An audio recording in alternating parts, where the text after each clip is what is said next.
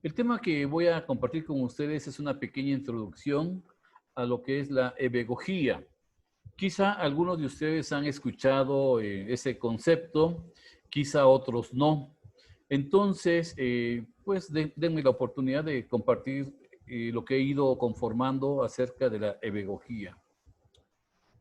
Aquí tengo una fotografía donde está su servidor con varios kilos de más, con el profesor Faustino Rodríguez Bauza, quien acuñó el término de ebegogía.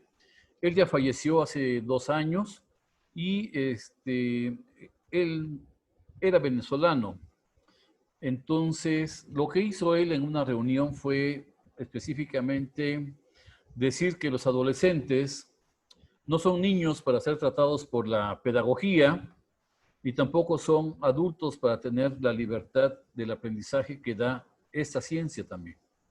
Entonces dijo que si no existía algo que tuviera que ver con la educación para adolescentes, entonces él proponía el término de ebegogía para que fuera la ciencia que atendiese a estos adolescentes.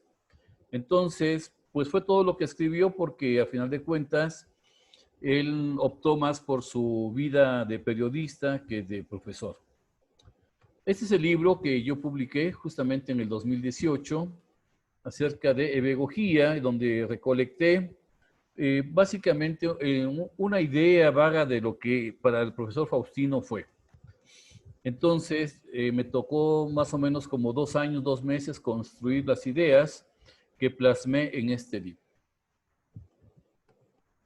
Entonces, la ebegogía pues va a ser lo que estemos platicando, pero ¿por qué sale esa idea de por qué no utilizar la pedagogía y por qué utilizar la ebegogía? Bueno, mi intención es partir de esta pregunta. En esta imagen vemos unos niños, vemos unos adolescentes al centro, vemos unos adultos del lado derecho y la pregunta es, ¿son iguales? Estoy seguro que ustedes también tienen la misma respuesta que yo. No, ¿verdad? Entonces, si no son iguales, ¿por qué pretendemos a todos formarlos con la misma ciencia que es la pedagogía? Y ahorita voy a explicar un poco más al respecto. Basado en la idea original del doctor Malcolm Knowles, el padre de la andragogía, él llegó a la conclusión que la pedagogía fuera para los niños y la andragogía para los adultos. Lo que está en amarillo yo lo inserté. La ebegogía entonces para los adolescentes. Y no es por capricho, ni es porque quiera yo que cambiemos la moda, si es que pudiese caber ese término en el discurso del día de hoy. Realmente tiene muchas cosas más de fondo. Vamos a ver un poquito. En este caso, Hebe fue la hija de Zeus y de Hera en la mitología griega. Fue la representación de la juventud. Hebe es juventud y Gogía pues es guiar, ¿verdad? Y bueno, lo que se busca es que la pedagogía estudie la educación del adolescente de 12 a 18 años específicamente. ¿Por qué lo especifico así? Porque para el profesor Faustino, él hablaba de la educación diversificada que más o menos corresponde al periodo de 12 a 18 años, en donde ellos ven lo que nosotros conocemos como secundaria y bachillerato, y lo ven como educación diversificada. Bueno, la definición que yo saqué con respecto a la pedagogía es la siguiente: es la ciencia y arte que, estando inmersa en la antropología o ciencias agógicas, ustedes pueden buscarlo en internet así como ciencias agógicas, tiene como objeto de estudio al adolescente de 12 a 18 años en situación de aprendizaje, a través de la educación formal y no formal. Aquí es importante mencionar que así como la pedagogía, está la ebegogía y está la andragogía y la gerontagogía. Todos ellos están en el mismo nivel. No es que de la pedagogía se desprendan estas otras ciencias, no, sino que todas atienden al ser humano nada más que en diferente momento de su ciclo vital. La pedagogía, el Diccionario de Ciencias de la Educación de Santillana, 2013, la define como ciencia y arte de enseñar a los niños, así a los niños. No dice a los niños, más los adolescentes, más los adultos, más los ancianos. Específicamente habla de los niños. Entonces, desde ahí tendremos que empezar a ir separando las cosas y ahorita voy a dar más fundamentos. Para el profesor Faustino, la pedagogía debiese ser la alegría del adolescente en situación de aprendizaje. Él pensaba que si nosotros trabajáramos pedagógicamente, no sabía cómo, pero porque ni siquiera un diagrama, algo hizo. Sin embargo, él tenía esa ilusión, que la pedagogía le permitiera al adolescente tener alegría por aprender. Nosotros lo que vemos reflejados en muchas veces en nuestros salones es justamente lo contrario. Bueno. La pedagogía tiene más o menos como pues, 400 años de existencia, desde la didáctica magna de Comenio, el padre de la pedagogía, podríamos decir que son casi 390 años. Entonces, un poco más de años y ya son los 400. Y desde ahí podríamos empezar a hacer el recorrido rápidamente histórico, en donde muchos autores empezaron a manejar como sinónimos la palabra de pedagogía y la palabra de educación como si fueran lo mismo. Es un proceso educativo, es un proceso pedagógico, como si fuera lo mismo y realmente no lo son. Entonces, a partir de ahí empezaron a discernir algunas situaciones, por ejemplo, que el proceso educativo fuese paidocentrista, sin embargo, hasta la fecha sigue siendo magistocentrista, o sea, centrado en el profesor. Y entonces, que la enseñanza fuese gradual, de lo más sencillo a lo más complejo, que la docencia es un oficio, lo sigue siendo, todavía no llegamos al punto de una profesionalización del docente. Bueno, entonces ese tipo de cosas pues siguen muchas de ellas vigentes. Responde a que educar, así la pedagogía, la andragogía hacen lo mismo. Responden a que educar, pero cada quien al ser humano que va a atender. La pedagogía a los niños, la pedagogía a los adolescentes, la andragogía a los adultos. Y entonces la pedagogía tiene como característica que sea un proceso vertical. El profesor llega y dice, a ver, jóvenes, niños, perdón, abran su libro en la página 20 del libro de geografía, en la página 20, van a colorear el mapa, van ustedes a recortar después la figura, la van a pegar en su cuaderno, van a escribir tal cosa y eso es lo que voy a calificar. O sea, el pedagogo es una persona que dirige el proceso. Entonces, ellos dicen qué van a hacer los jóvenes, qué van a hacer los niños, cómo lo van a hacer, cuándo lo tienen que entregar, cuánto va a valer ese trabajo, etcétera, etcétera, etcétera. O sea, ellos son los que toman las decisiones por el resto de las personas. Cuando son niños, pues no hay problema, porque al final de cuentas un niño no es de que llegue como una tabula rasa, ¿no? Llegue en cero. Sin embargo, el niño no tiene esos criterios que pueden ir teniendo algunas otras personas según van avanzando en su edad. Al menos un adolescente lo que tiene ya es experiencia de 6 años de estudiante de primaria. Y entonces el proceso es, además de vertical, unidireccional. No creo, pero puede suceder. O sea, sin embargo, no creo que los pedagogos le pregunten a los niños cómo quieren ser calificados, qué trabajos quieren presentar, cómo los van a presentar, cuánto creen que va a valer ese trabajo. O sea, eso no lo hace un pedagogo. Un pedagogo es unidireccional. O sea, él dice, él dice, él dice, él dice.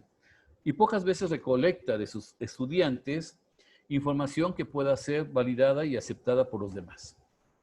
Entonces, muchos autores han intentado explicar cómo es que se da el aprendizaje en el ser humano. Y han habido paradigmas, por no decir corrientes.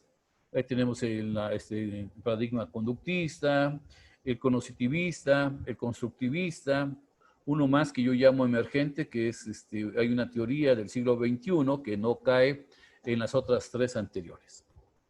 Bien, y por lo tanto, cada paradigma pues tiene una cantidad de autores que están dando sus explicaciones. Del conductismo, pues sí no se puede acordar de Skinner, por ejemplo, de Albert Bandura, ¿quién no puede acordarse de, pues de Pavlov mismo, ¿no? Que estuvo antes que ellos, o Watson. En el caso del paradigma cognitivista, pues tenemos a Robert Gagné, a John Anderson, tenemos incluso a David Ausubel, aunque algunos lo mencionan como constructivista, es más tendiente hacia el cognitivismo.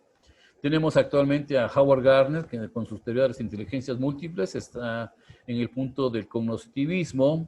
Jerome Brunner, que tiene algunos pocos años de haber fallecido, también está en el cognitivismo, aunque también hay otros autores que lo ubican en el constructivismo. Y en el constructivismo, pues tenemos obviamente a Jean Piaget y tenemos a Lev Vygotsky como constructivistas. En el paradigma emergente que yo mencioné hace rato, pues tenemos al conectivismo de George Siemens y de Stephen Downes. Esa sería la teoría de aprendizaje del siglo XXI para personas del siglo XXI. Bien, entonces, pues tenemos algo que es inherente a la pedagogía, es el proceso de enseñanza-aprendizaje. El proceso de enseñanza-aprendizaje, independientemente que en ocasiones le demos oportunidad a que haya algunos estudiantes que compartan algo a sus compañeros, realmente el proceso de enseñanza está ubicado en el pedagogo, en el facilitador. Bueno, más bien es docente ahí. Entonces, el proceso de enseñanza es dictado por esta persona porque desde muy temprana edad los estudiantes aprenden, es algo que yo llamo status quo, aprenden a que el niño es quien va a aprender y el profesor es el que sabe, es el que le va a enseñar. Entonces, hay un condicionamiento a lo largo de los 6 años de primaria en donde le queda claro al estudiante y se vuelve un ser netamente receptivo, ¿no? En caso de primaria, pues es una persona que ejecuta básicamente. Tú dime qué hago, yo lo hago, ¿no? No se crean algunas situaciones de criticidad o de emprendimiento, sino que básicamente reaccionan a las indicaciones del docente. Docente significa el que enseña. Entonces, si están utilizando la pedagogía y obviamente manejan el proceso de enseñanza-aprendizaje, entonces hablamos de un docente, el que enseña. Y hablamos también de un discente, el que aprende. O sea, son dos procesos que están aquí trabajando, ¿no? Entonces, el proceso de enseñanza-aprendizaje de la pedagogía, dice ahí, obliga a enseñar. ¿Por qué? Porque existe ese proceso, no lo obvian, sino que inclusive hasta lo acentúan más, de tal forma que los procesos de enseñanza en ocasiones son los que ocupan mayor cantidad de tiempo con respecto a los procesos de aprendizaje. Entonces, implica dirigir. O sea, el docente también puede ser conocido, obviamente como pedagogo, pero también como mediador. Un mediador es aquel que toma la cultura de las generaciones, inclusive la suya, que se ha enriquecido por esos conocimientos y se la entrega a una generación joven. En este caso, a sus estudiantes de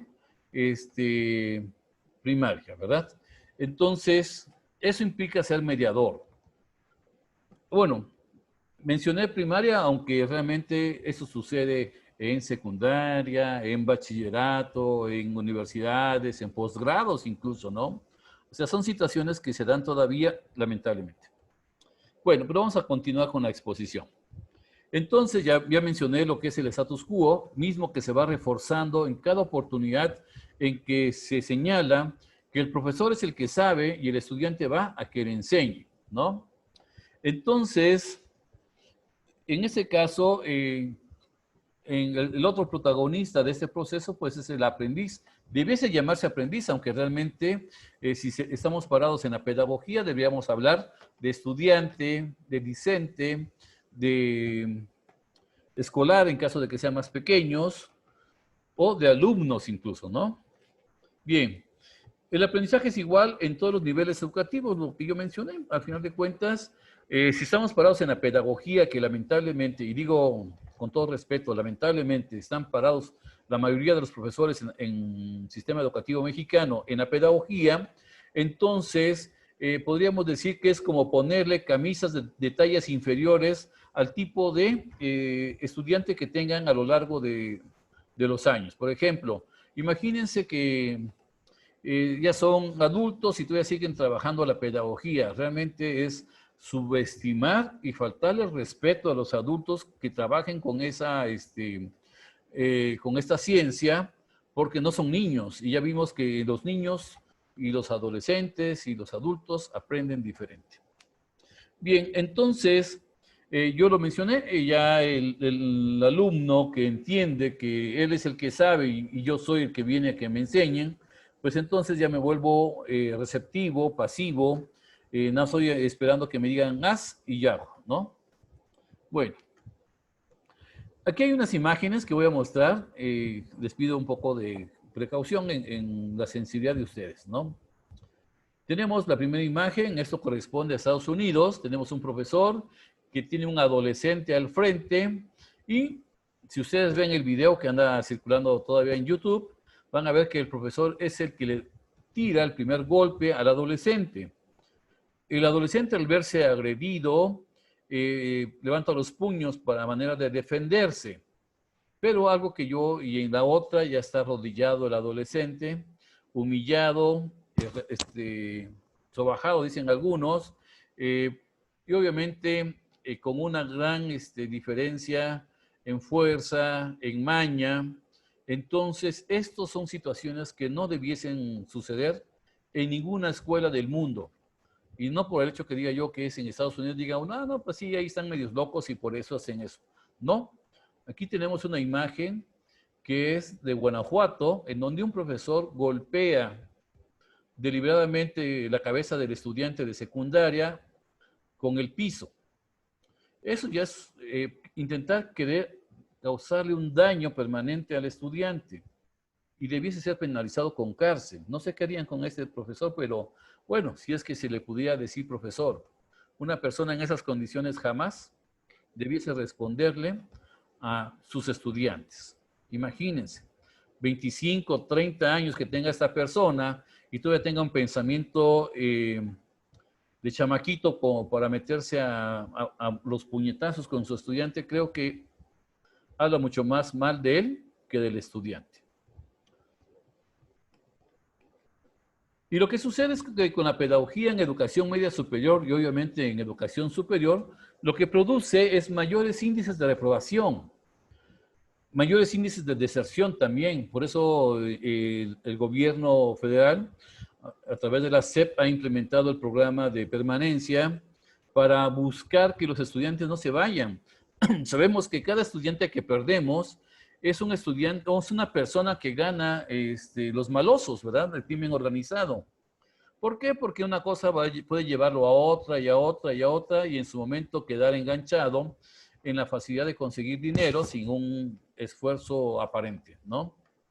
También, por otra parte, lo que genera el uso de la pedagogía en educación media superior, estoy incluyendo secundaria, que haya una disminución de aprendizajes y que haya una insatisfacción, o sea, que disminuya la satisfacción de los estudiantes. ¿Por qué es esto? Vamos a intentar explicar esto en un momento más. Miren, nosotros tenemos lo que está en color amarillo ocre, es el rol del facilitador. Y lo que está en blanco es del participante o del estudiante, como ustedes quieran llamarlo. Ustedes están trabajando con estudiantes de secundaria. Espero que se vea mi cursor. No lo encontraba, aquí está. Muy bien, espero que se vea mi cursor. Ustedes están parados aquí. Entonces se asume que la responsabilidad que tienen sus estudiantes de secundaria y ustedes son prácticamente el 50%. Un poquito más de ellos, un 55%, ustedes hasta un 45% de participación, ¿no?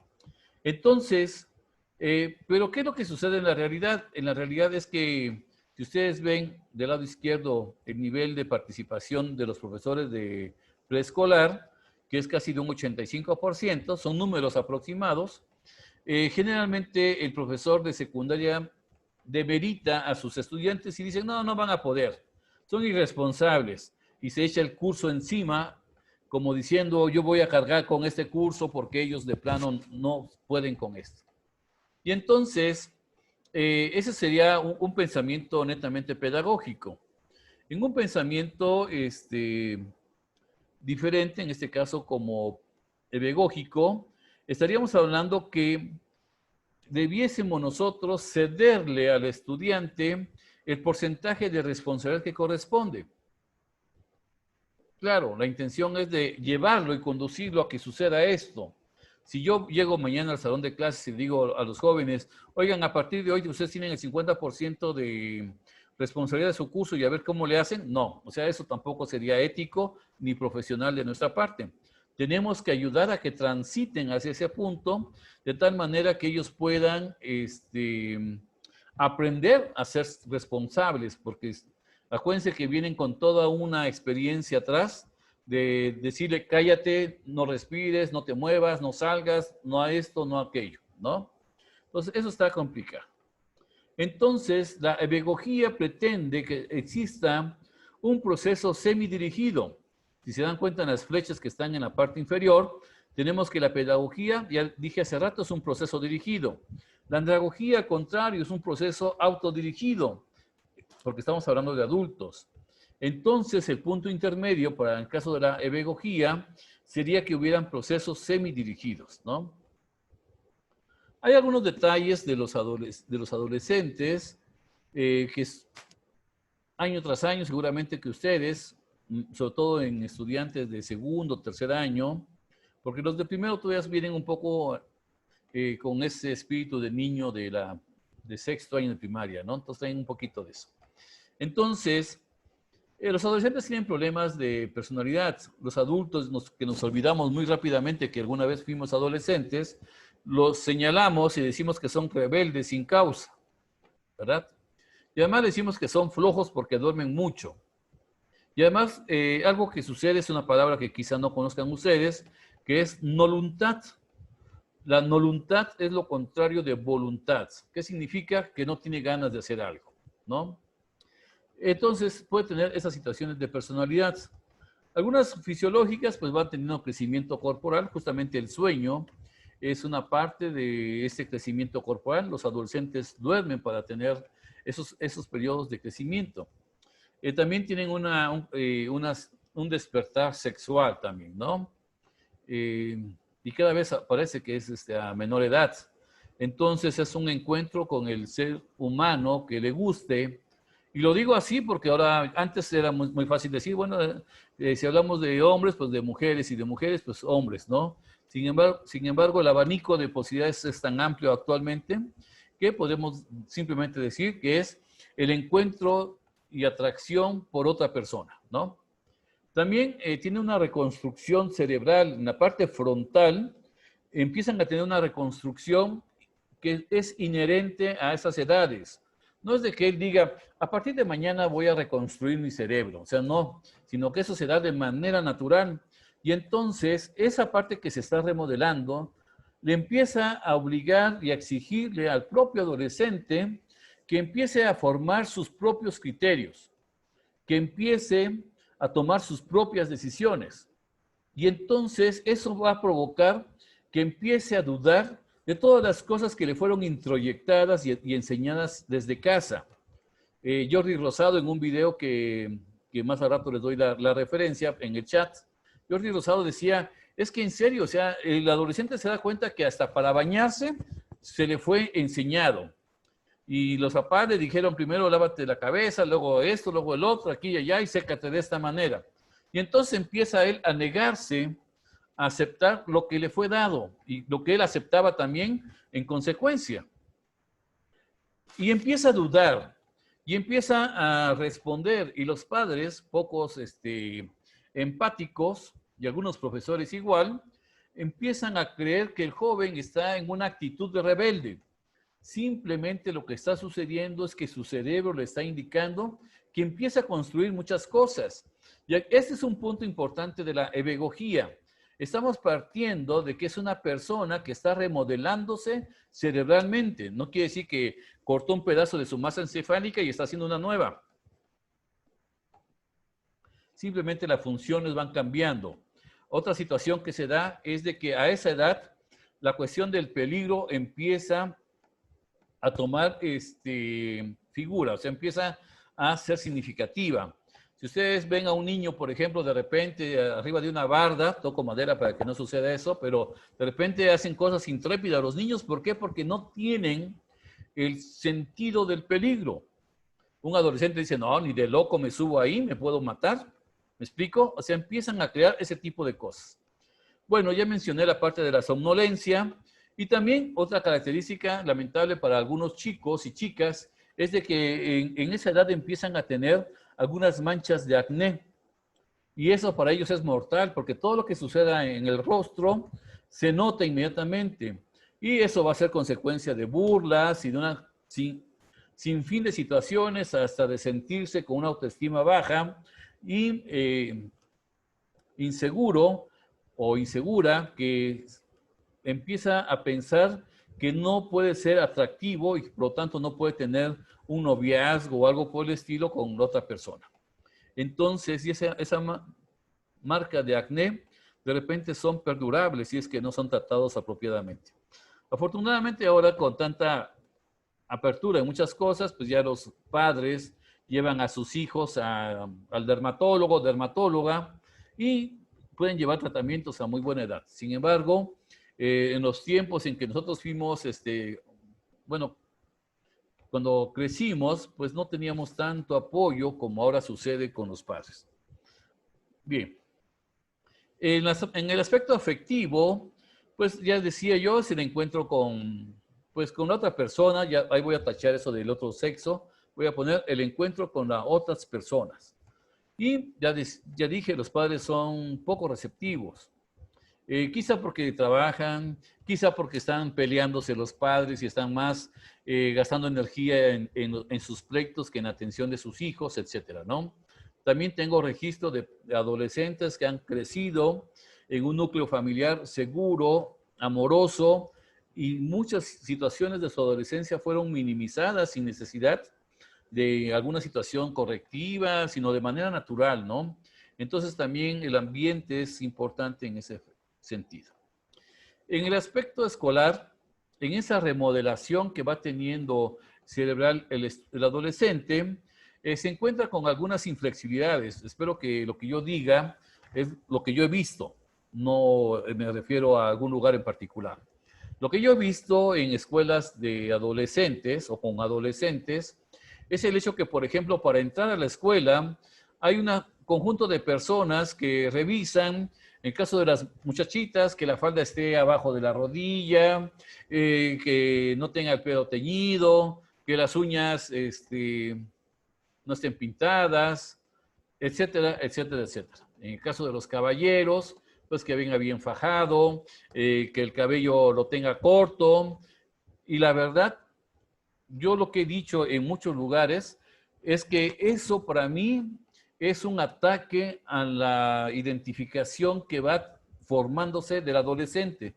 Sistemáticamente se está atacando al desarrollo del propio adolescente. Le estamos pegando en la parte donde más le duele al adolescente, que es buscar su propia personalidad, la distinción de él o de ella con otras personas, con otros compañeros. Pero no, el sistema busca que todos estén igualititos como si fueran unas maquinitas que entran a una fábrica y que van a estar en los salones que serían los procesos donde van a hacer cosas. Pero yo quisiera escuchar a algún profesor en algún momento que me diga en qué influye que el estudiante tenga el cabello largo, en qué influye que la mujer tenga las uñas pintadas o que alguna otra circunstancia. La verdad, en esos tiempos, y México es uno de los países, y no es que el primer lugar, en embarazos de adolescentes.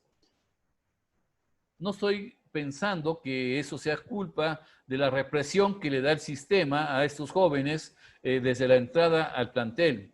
Sin embargo, son cosas que se pudieron haber evitado si hubiese una mayor atención, tanto de los padres como de los profesores, hacia estas personas. También, estos jóvenes, en esa situación de la voluntad que ya mencioné hace rato, pues empiezan a tener pocos hábitos educativos, como que la escuela sí le interesa, pero como que pasa a un segundo término. A lo mejor le interesa más aprender a tocar la guitarra, a lo mejor le interesa conquistar a la otra persona que le gusta, a lo mejor le interesan las series de televisión que están pasando en este momento, no lo sé. Pueden tener tantas prioridades y tan diversas que quizá el estudio no sea el número uno. Y lo peor, los profesores con los sermones, con las situaciones reactivas, coercitivas, lo que hacen es reforzar esa idea en lugar de intentar invertir el orden de esas prioridades. Y además existe en el ámbito escolar una situación de una poca promoción de la creatividad. Ya hay algunos videos del Sir Ken Robinson en YouTube que ustedes pueden ver, recientemente fallecido el mes pasado. Entonces, Sir Ken Robinson hablaba de la creatividad como la máxima expresión de la inteligencia. Sin embargo, en ocasiones estamos tan concentrados en los contenidos que nos olvidamos de hacer muchas cosas tan interesantes como para que el estudiante se sienta atraído a esto, ¿no? Bien, otras circunstancias que en el ámbito social, de repente no quiere el adolescente estar conviviendo con adultos y entonces los padres consideran que es un desadaptado. Es una persona que tiene unas características, todos somos diferentes, pero vamos a poner que este adolescente tenga la característica de ser introvertido, pero como por lo mismo que no se junta con los demás, pues ya lo tachan sus compañeritos como el raro, como el que tiene, no sé, algunas otras circunstancias, ¿no? Además, por lo mismo, empieza a haber una serie de situaciones del bullying, ¿verdad? Que en ocasiones suceden, hay videos en YouTube al respecto, suceden enfrente del profesor. Y en ese momento, cuando suceden enfrente del profesor y el profesor no participa en detener alguna circunstancia, sí está participando como parte del equipo de bullying, como un observador pacífico. Entonces, ha habido casos de algunos profesores que han sido envueltos en algunas circunstancias por demandas de los padres, donde supieron que el profesor estuvo presente, bueno, profesor, profesora estuvo presente y no actuaron para detener esa circunstancia, ¿no? También, lamentablemente, algo que está llegando a los adolescentes son las adicciones. Incluso las adicciones van caminando hacia edades más tempranas.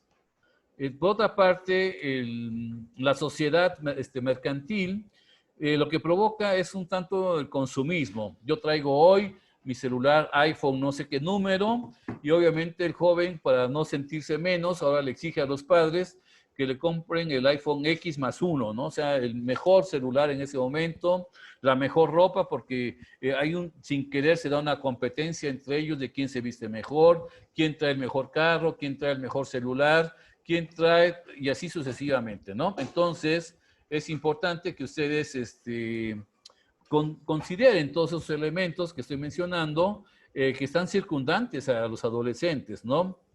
Y también algo que se da cuenta es que, o que nos damos cuenta, es de que hay un déficit de valores. Déficit de valores porque resulta que los padres millennials no pudieron poner límites oportunamente. O también algunos padres de edad avanzada que tienen hijos adolescentes y que ya no tienen esa energía como para estar ayudando a su formación, los ignoran y algo así como haz lo que quieras, ¿no? Entonces, en lugar de ayudar a formarlos, están ayudando a deformarlos y eso conlleva de repente antivalores. Bien. Lo idóneo entonces sería para esos procesos escolares es que exista una libertad adecuada a la edad. Quiere decir que no te voy a dar el 100% de la libertad, pero sí vas a tener un porcentaje bastante considerable, que puede ser 50%. Aquí podemos hablar del famoso 50-50, de que sea la libertad que tenga el estudiante para algunas cosas que vamos a mencionar. La incorporación, entonces, con esa libertad también conlleva una responsabilidad compartida. Yo te estoy dando tu libertad a un 50%, pero también quiero que seas responsable del curso al 50%. Bueno, entonces, lo que se podría empezar a buscar como principio de intención es de que el estudiante empiece a manejar algunas cosas que aquí yo llamo autodidaxia, o sea, autodidactismo, perdón. Entonces, que él empiece a agarrar un gusto por aprender y además que empiece a ser un tanto más autodidacta en ese sentido, o autónomo también le llaman algunos. Bueno, la intención es que haya en su momento una actitud y un desarrollo positivo del adolescente, esto basado en el respeto a sí mismo, en el respeto a los demás, en el respeto a los mayores, y en consecuencia los demás le corresponderemos en la misma proporción. Y también el amor hacia, no nada más hacia él mismo, o quizá en ocasiones ni siquiera hacia él mismo, pero al menos que empiece a tener amor hacia el trabajo, ¿no? Hay muchas maneras y muchas estrategias que se pueden manejar ahí. También que podamos ayudarle a que tengan acceso a la información de manera pertinente. Actualmente un chico que no tiene límites y que además en la confianza, entre comillas, que le dan los padres, que más bien sería algo así como me deslindo de la responsabilidad, de alguna forma tienen acceso a lo que sea. Y cuando digo a lo que sea, alguien va a pensar, pues ven cosas de pornografía. Honestamente, la pornografía sería lo menos agresivo y violento que pueden ver. Hay adolescentes que ven páginas de sicarios, que ven lo que se conoce como la deep web, que serían cosas extrañas como de muerte, de asesinatos en vivo, o sea, grabados en video, de cosas terribles, o sea, no crean que nada más pensar en que inocentemente que los adolescentes nada más ven porno, eso sería, la verdad, algo pequeñito con respecto a todo lo demás y el daño que sucede. Bueno, también algo que hay que quitar es que ahora cambiar la situación de que antes si decían que eran rebeldes sin causa, pues ahora hay que ser rebeldes con causa. Hay que ayudarlos a que sean rebeldes, pero con fundamento. Y una rebeldía, obviamente, tampoco queremos que sean, pues algunas personas guerrilleras, ¿verdad? Sino que tengan, rebeldía es como un pensamiento más allá de lo cotidiano, ¿no? Actualmente manejamos mejor el término de disruptivo. Entonces, podríamos pensar de que fueran seres disruptivos, seres que están con un pensamiento que intentan romper lo tradicional, que intentan romper con lo común y empiezan a aportar cosas diferentes.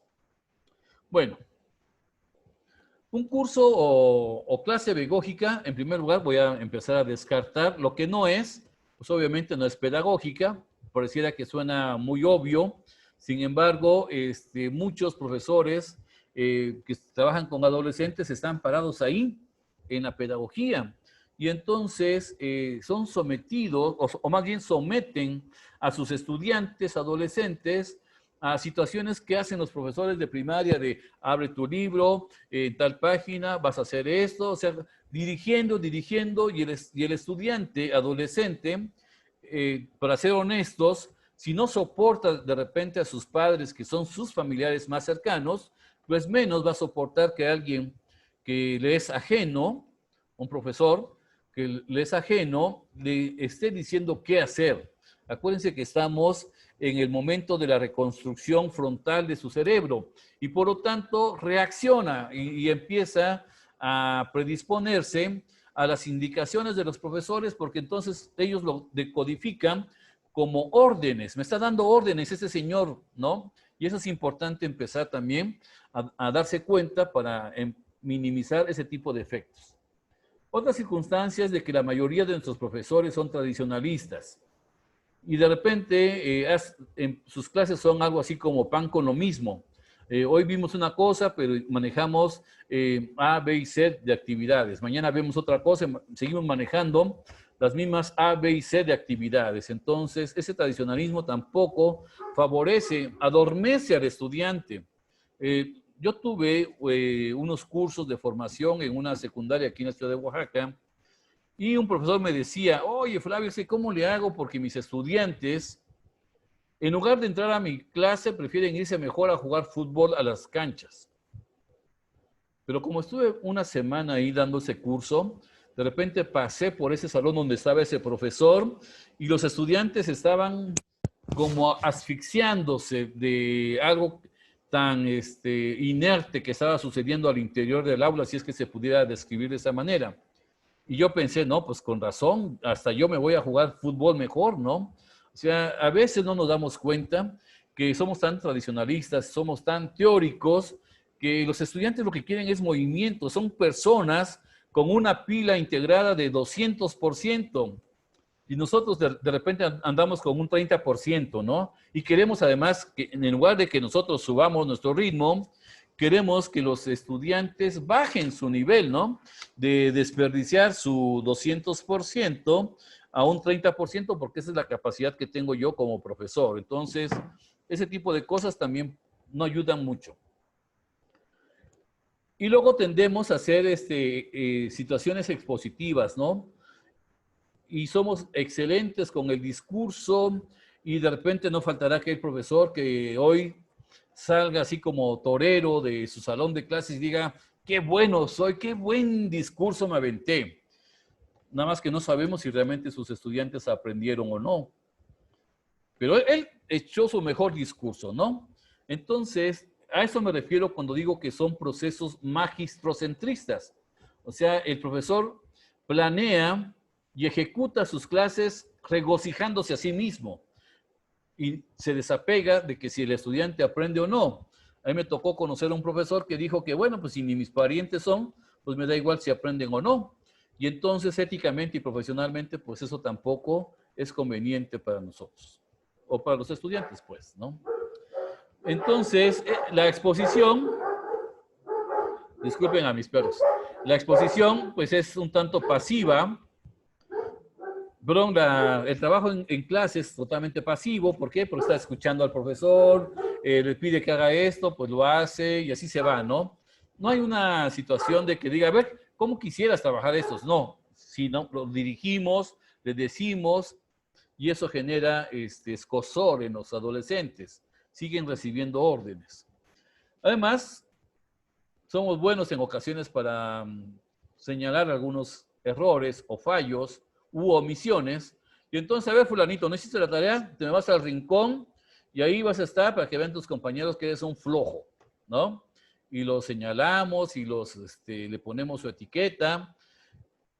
Ese tipo de situaciones no funcionan, ¿no? A mí me conocí el caso de una profesora que porque unos 3, 4 estudiantes no llevaron su libro de texto, los sacó del salón. Váyanse a la dirección porque no los quiero aquí.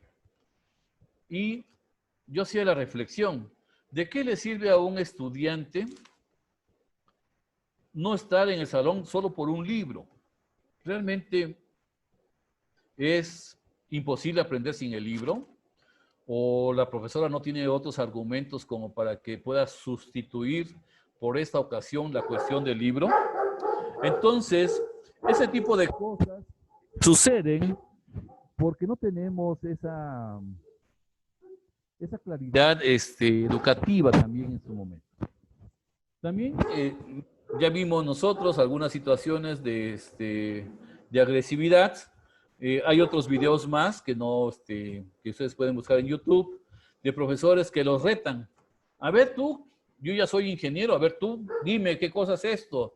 Y se manejan situaciones agresivas hacia los estudiantes, que va a llegar el momento que en algún estudiante se tenga que defender de tantas humillaciones, de tantas palabras ofensivas, tendrá que reaccionar. O sea, una cosa es que sea joven, otra cosa es que no tenga forma de defenderse. Hemos visto, o hemos sabido más bien, de casos en Estados Unidos que entran los estudiantes con armas, le disparan a sus compañeros, le disparan a su profesor o profesora, pues las viejas rencillas que han tenido por las diferencias, por no tener unas relaciones interpersonales nutricias. También, pues el manejo del sermón, en lugar de hacer un bien, lo que hacen es predisponer a sus estudiantes, algo así como hoy ya va a empezar con su rollo el profesor o la profesora. Digo, eso no favorece. Y también, pues las imposiciones que da la pedagogía, pues obviamente provoca reacciones en los estudiantes. Ya vimos lo que no debe de ser. Ahora, ¿qué cosas podrían ser? Pues lo que podrían ser es de que las clases sean creativas. El profesor o profesora debe estar pensando en qué estrategias didácticas son las más convenientes para poder desarrollar el aprendizaje de mis estudiantes y que además les sea agradable. La creatividad es bien importante. También que sean dinámicos. Acuérdense que son personas con una pila de 200%. Que yo ya esté cansado porque ya tengo muchos años de estar trabajando en el sector educativo, eso no me quita que no me ponga yo al nivel de ellos. Tengo que ser, que la clase sea dinámica, que se muevan, que estén haciendo algo que permitan poner toda su inteligencia en el desafío que se esté trabajando. También deben ser con tecnologías de la información y la comunicación educativa. Ya no podemos pensar de que va a ser antigüita.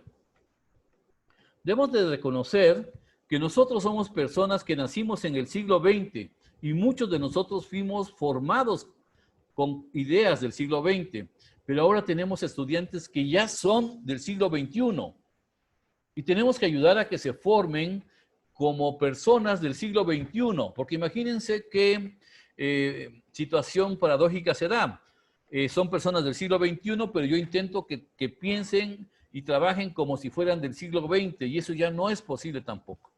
Entonces, ¿qué implica? La pandemia nos los ha demostrado, que las personas que se prepararon o que nos preparamos en el manejo de las TIC o de las TICE, pues no pasó nada durante esta pandemia, nos acomodamos y continuamos trabajando, pero aquellos que por años se negaron, que por años dijeron que solo el aprendizaje sucedía en el salón de clases y consideraron a su salón de clases como el feudo inmediato para poder estar ahí, se dieron cuenta y se dieron de topes en la pared, porque la pandemia nos obligó a trabajar lo que se conoce como homeschooling, ¿no? O home learning, que yo le llamo. Entonces, esto es importante. Ya tenemos que dar ese gran paso hacia el manejo de las TIC en nuestra clase, a pesar de que regresemos mañana, dentro de un mes, dentro de un año, regresemos al salón de clases, pues tenemos que regresar con esas tecnologías ya en nuestras manos. Quiere decir que nosotros tenemos ahorita la oportunidad de formarnos. ¿Con quién? Con quien ustedes quieran, pero formarse también en el manejo de las TIC. Ahora, en la pedagogía no existe el proceso de enseñanza-aprendizaje, no existe. Lo que existe sería un proceso de microintervenciones. O sea, yo voy a hacer, ahorita voy a mencionar exactamente el proceso que sucede en la pedagogía, pero yo lo que voy a hacer son microintervenciones. Las neurociencias nos dicen que las personas tienen más o menos en promedio de su edad la cantidad de minutos que nos pueden poner atención. Entonces yo tengo que hacer microintervenciones. Si estoy trabajando con jóvenes de casi 15 años, pues microintervenciones de 15 minutos. También existe el microaprendizaje, que ese sería otro tema en su momento. Tiene que ser colaborativo. No podemos pedir que hagan trabajos de manera individual. ¿Por qué es importante hacer trabajos colaborativos? Porque existe un enriquecimiento desde las perspectivas de todos los integrantes del equipo hacia cada uno de ellos, y ese es el aprendizaje que se llevan a su interior. Tiene que ser una situación problematizadora. Significa que yo, en lugar de estarle acercando, mira, es que tal cosa se define como tal cosa, no, o sea, tengo que ayudar a que ellos exploren lo suficiente como para que puedan llegar a sus propios conocimientos, a sus propias conclusiones. Debe ser negociante también en la clase pedagógica. Tenemos que tomar acuerdos, qué es lo que se va a hacer, cómo se va a hacer, y cada equipo desarrollar la parte que le corresponde o la perspectiva de atención que decidió tomar. Ahorita lo voy a explicar al final. Con libertad, ya lo mencioné, es la segunda vez que menciono la palabra libertad, con una libertad limitada. O sea, no puedo dejar una libertad abierta porque no son adultos todavía. Inclusive algunos adultos ni siquiera tampoco toman esa situación de manera responsable. También tiene que ser lúdica y divertida. O sea, tiene que haber alguna situación de juego. Hay muchas situaciones. Actualmente cada vez va tomando más fuerza lo que se conoce como gamificación. Pues tenemos que buscar irnos hacia allá de diferentes maneras. Podemos hacerlo presencial, podemos hacerlos con las TIC y eso puede ser divertido para ellos. Y al ser divertido, le es atractivo. Acuérdense de la máxima del profesor Faustino Rodríguez Bauza, de que sea la pedagogía, la alegría del adolescente en situación de aprendizaje. En el caso del docente, todavía le sigo llamando docente, ahorita voy a cambiar el nombre, tiene que tener una capacidad de escucha activa. Quiere decir que no nada más es oír, o sea, oír cualquiera que tenga bien su sistema auditivo. Tiene que ser una persona que con todos sus sentidos le ponga atención a los adolescentes y aprenda a escucharlos. Escucharlos es con todos los sentidos. También tiene que haber un alto grado de empatía. Tiene que pensar que está hablando con personas que están en una formación importante de su vida. O sea, y eso merece tanto respeto y tengo que tener la empatía y estar en ese sentido pensando más en ellos que pensando en mí como adulto. Tengo que tener una comunicación asertiva. No voy a hacerlos ni más ni los voy a hacer menos. Tengo que hablar directamente y llanamente con ellos, sin tampoco pensar de caer en el error de pensar que voy a ser su cuate. No, un docente, alguien que participa con adolescentes jamás debe de pensar en ser el cuate del adolescente. Tiene que pensar en ser su facilitador o su docente, pero con todo el respeto y con toda la empatía y con toda la comunicación asertiva que se pueda. Y además estamos esperando que esta persona adulta pues tenga un grado de inteligencia emocional suficientemente como para no caer en el juego, ni siquiera de contestar palabras altisonantes y además de tener las capacidades para poder ayudar a que el adolescente se controle sin necesidad de ser agresivo, coercitivo, nada, sino simplemente ayudarlos a través de nuestra preparación. Y aquí está esquematizado la manera en que puede trabajarse esto. La problematización que se busca en la pedagogía implica que tanto el estudiante como los contenidos y el docente puedan intercambiar de repente las situaciones dentro de sus posibilidades de trabajo, ¿no? Y además, podemos orientarnos a que en nuestras clases, en lugar de estar manejando contenidos por manejar contenidos, tenemos que ayudar a que existan un desarrollo del pensamiento, de las habilidades del pensamiento de estos estudiantes, que puedan tener la capacidad de abstraer, de definir, de clasificar y todo lo que se menciona aquí. Nos llegan los estudiantes a nivel universitario, yo trabajo en un tecnológico, me llegan estudiantes de ingeniería de nuevo ingreso que si yo le pido que me defina un objeto que yo le muestre, no va a poder definirlo. Si yo le pido que divida en partes el concepto que le estoy diciendo, tampoco va a poder hacerlo. ¿Por qué? Porque no lo estamos fomentando. Estamos dándole prioridad a los contenidos que a desarrollar las habilidades de pensamiento que puedan tener en el día de mañana la cuestión de la criticidad en diferentes situaciones. Entonces, un curso o clase pedagógico no maneja el proceso de enseñanza-aprendizaje de la pedagogía. ¿Cuál es lo que maneja entonces? Pues tampoco maneja el proceso de orientación-aprendizaje de la andragogía. Yo lo que estoy proponiendo es que en la pedagogía se maneje un proceso de problematización-aprendizaje. Problematización no implica ser problemático. Problematización implica ayudarlos a pensar. ¿Se acuerdan que les decía que los adolescentes están en la edad de la remodelación de su cerebro y que necesita formar sus propios criterios y además tomar sus decisiones? ¿Qué mejor que en la escuela se puede ayudar al desarrollo de esta situación a través de casos, de mini casos, de aprendizaje basado en problemas, etcétera? Hay muchísimas tela de dónde cortar al respecto.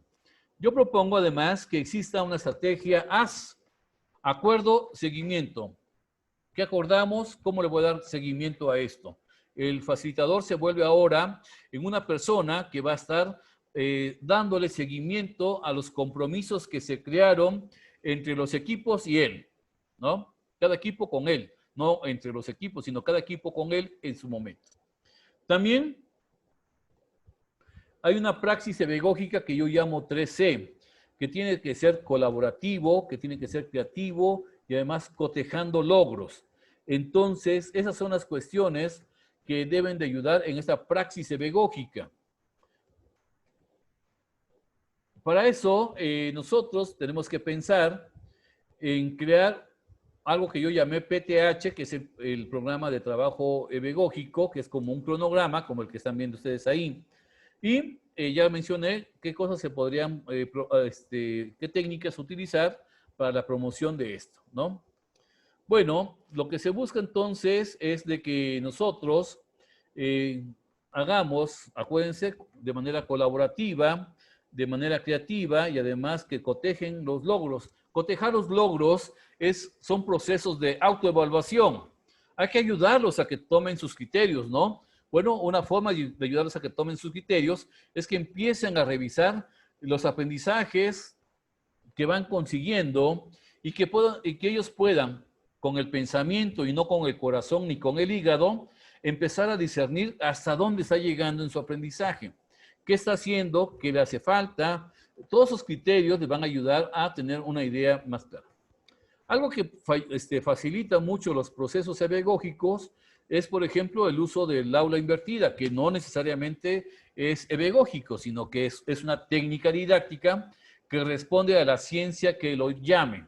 O sea, pedagógicamente pueden hacer uso del aula invertida, pedagógicamente se puede hacer uso del aula invertida, andragógicamente también se puede hacer uso de la técnica del aula invertida.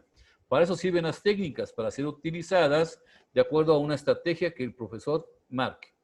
Hay otras técnicas que se pueden, esa por ejemplo se llama formats, también puede ayudarse en ese sentido para, ustedes pueden buscar en internet el número 4 y la palabra maths en inglés y de esa manera pueden buscar. Hay sistemas de gestión de aprendizaje como Edmodo que pueden ayudar a extender, si estuviéramos presencialmente, yo tengo como 12 años de estar utilizando Edmodo, el Edmodo me puede servir como para extender momentos educativos que quizá durante la clase me quita tiempo. Por ejemplo, yo le puedo decir a mis estudiantes, oigan, llegamos a un acuerdo y resulta que quedamos que para el domingo me van a subir la tarea en Edmodo correspondiente a tal tema. O si incluso puede ser un día inhábil. O sea, como no los tengo que ver, ellos pueden estar subiendo su tarea a lo largo del tiempo que ellos decidan, de acuerdo al rango que se le haya proporcionado también. Entonces, ya para ir cerrando mi presentación, las competencias que un pedagogo o problematizador, esa es la palabra clave ahora, problematizador, problematizadora, pues obviamente deben tener competencias disciplinares, tiene que ser experto en lo que está manejando. A veces me ha tocado también sorprenderme, y la dentista da matemáticas y el profesor, el licenciado en Derecho, da otras cosas y no están en sus áreas correspondientes, ¿no? Entonces, de preferencia que las competencias que maneje el problematizador sean acorde a su perfil profesional. Que también tenga conocimientos, aquí en lugar de docencia vamos a llamarle pedagógico, para que sepa cómo trabajar con los adolescentes, que trabaje en la competencia de comunicación, tanto verbal, tanto gestual y también escrita. Me ha tocado, yo trabajo en posgrado también, y me ha tocado recibir profesores con unas faltas ortográficas que dice uno, con razón México puede estar así, ¿no? En cuestión ortográfica. También que tenga competencias sociales, más allá de, al menos, de las personas con las que va a trabajar, para que no se líe a golpes, sino que aprenda a tomar decisiones, a poder negociar, que también tenga capacidad de tutorizar para que a sus estudiantes que se les complique el aprendizaje, les pueda enseñar técnicas de estudio, o si lo ve que está alterado, que pueda ayudarlo en una primera intención o atención, perdón, pueda ayudarlos a tranquilizarlo con conocimientos de autoestima, de motivación, alguna cuestión de desarrollo humano, y pueda ayudarlos en ese sentido. También que tenga la competencia investigativa, eso nos ayudaría tremendamente a ser los mejores profesores, no nada más de Salina Cruz, sino de cualquier parte del mundo, ¿no? La innovación y el emprendedurismo que nosotros debemos de tener y que también debemos de fomentar con nuestros estudiantes. Por ejemplo, cuando tuve la oportunidad de ser asesor del TEBAO en ese entonces, actualmente llevo, yo empecé a darme cuenta que había talleres de especialización, pero que estaban en diferentes lugares. Por ejemplo, en la sierra, me acuerdo, en la Sierra Norte, había la orientación de especialización en el manejo de recursos humanos. Y cuando dice uno, ¿y ahí qué empresas hay o cómo, no? Hicimos un cambio por región y, por ejemplo, a los de la Sierra Norte se les pidió que se les enseñara, ya puede ser piscicultura o puede ser cuestiones forestales. Al de la costa y así, a cada lugar se le pidió al sistema que empezara sus orientaciones a ser cambiadas para que fueran más pertinentes al lugar.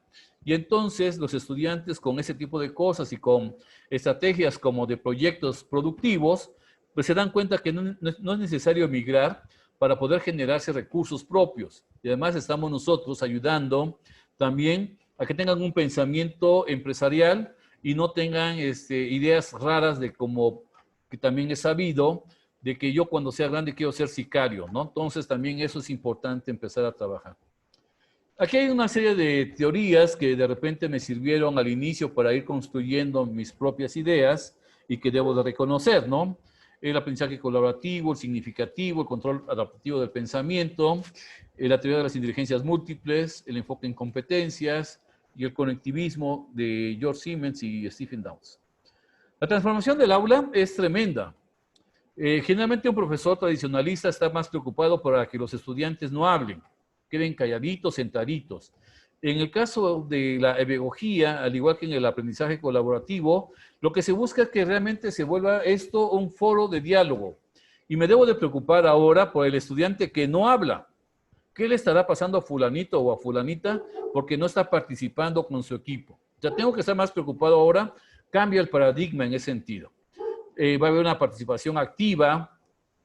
Los equipos van a buscar diferentes maneras de ver las cosas y va a haber algunas situaciones interesantes y también va a haber más demanda de los equipos o de los estudiantes hacia el problematizador.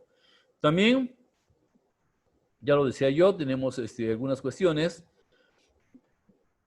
de actividades basadas por pares, por ejemplo, lo que se llama pedagogía. El aprendizaje, a veces nos hemos dado cuenta, nada más que no se había sistematizado, de que a veces los estudiantes le entienden más fácilmente a otro estudiante que al propio profesor. Entonces, el aprendizaje entre pares, pues ayuda bastante en ese sentido. También es importante, yo les decía, trabajar en equipos porque aquí están algunas respuestas. Permiten intercambiar ideas. Permiten también que haya un ambiente libre de competencia entre los equipos. Si el profesor dice o la profesora dice, el equipo que me entregue más rápido el trabajo le voy a dar 2 puntos, ya le metió el pie al trabajo en equipo. ¿Por qué? Porque ya metió competencia. Cuando compiten, déjenme decirles, cuando compiten los equipos, empieza a disminuir la producción. ¿Por qué? Porque están generando suficiente energía para competir unos a otros. Les preocupa más la competencia que el producto. Entonces, no vayamos a cometer ese tipo de circunstancias. En el caso de George Siemens y Stephen Downes, que son los autores del conectivismo, pues ellos hablan de que el aprendizaje ya no sucede nada más o que el conocimiento, de alguna manera, ya no está dentro de nuestro cerebro. Ya hay un exo-memorización. Por ejemplo, En el caso de los celulares, por ejemplo, si ustedes activan su botón de contactos, estoy seguro que del 100%, ni siquiera el 5% se lo saben de memoria, los teléfonos. ¿Por qué? Porque es lo más común. A ver, anótate, ya ni siquiera los anotamos nosotros. A ver, anótame aquí tu nombre y ponme tu teléfono. Nunca lo vimos, no lo sabemos, entonces nada más buscamos fulanito o fulanita, le damos clic y ya tenemos la llamada telefónica. Entonces ya hay aparatos externos que manejan conocimiento nuestro.